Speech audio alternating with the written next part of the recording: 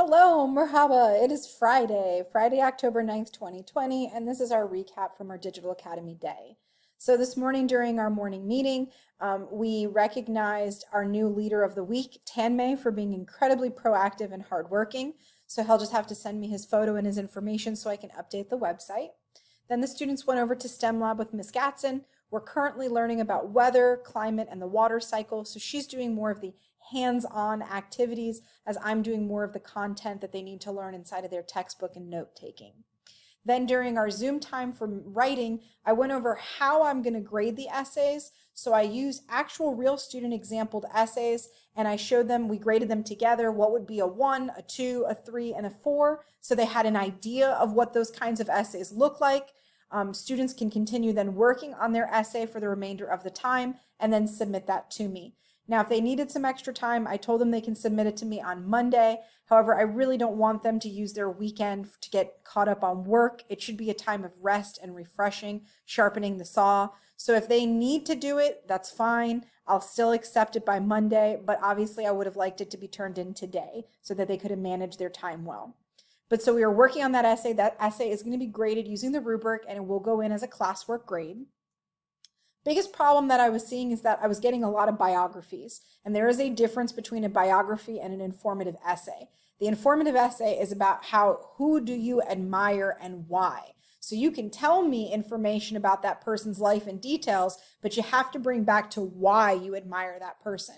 So for example, if I'm writing about why I look up to Gandhi, then at the end of the sentence where I talk about all the things that Gandhi has done, at the end of that paragraph, I need to wrap it up with, this is an example of why he did nonviolent protesting, and I admire that he didn't use violence. That's why I look up to him. And then in the next paragraph, when you explain what he did for the people of India, you've got to wrap it up again to say, and that is why I look up to him as a leader, and I admire his leadership and bravery.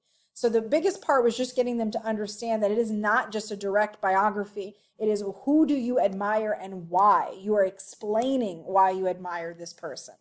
So that was our essay that we worked on for this week. We will work on more informative essays because you just don't get good at it doing one time. You need practice so that you can get better. So then we had lunch and homeroom PE on our own. They had music with Mrs. Turner then, and then afterwards was math. In my 5th grade math class, they're currently working on review from chapter 3. So they're doing the purple pages from 127 to 130. I gave them most of the time to do that and just some time to socialize and talk with each other to kind of build that community and culture. But the most important thing is that they work on those purple pages because that's a review of everything that we've covered so far with adding and subtracting decimals and working with word problems with money with decimals. So then on Monday, we'll go over those problems together and then they'll get ready to take a test on chapter 3, which will go into the grade book as well. During our ELA time, we're getting ready for our novel that we're going to start on Monday, Esperanza Rising. So we've been going through agree and disagree, anticipation questions. We also looked at a little background knowledge of what was going on in the 1910 to the 1920s time in Mexico because our story starts in 1924 Mexico. So giving them some of that background knowledge to understand the time period and the setting.